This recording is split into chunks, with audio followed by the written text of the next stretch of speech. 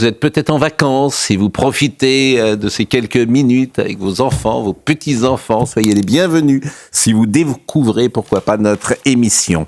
Hamas, une organisation toujours dangereuse, point d'interrogation. Voici la question qu'a posée l'émission En Société, diffusée à 18h40 sur France 5 ce dimanche, émission présentée par Thomas Snegarov. Cette interrogation, proposée aux débatteurs du programme, fut écrite en bas de l'écran sous la forme d'un bandeau « Hamas, une organisation toujours dangereuse, point d'interrogation ». Je me permets de répondre à cette question. Oui, monsieur Snegarov, le Hamas est une organisation dangereuse, et même terroriste.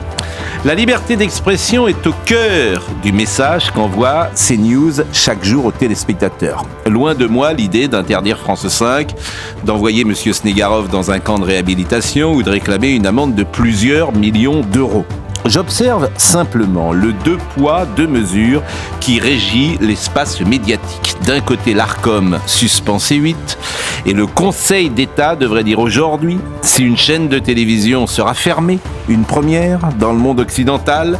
De l'autre, une propagande tous azimuts sur le service public pour expliquer pêle-mêle que l'insécurité c'est dans la tête des gens, que l'immigration est une formidable opportunité pour la France, que l'islamisation du pays est un fantasme, le grand remplacement une théorie fumeuse, que Donald Trump est un danger, que Marine Le Pen est d'extrême droite et que l'Union européenne est la solution de tous nos maux, etc., etc.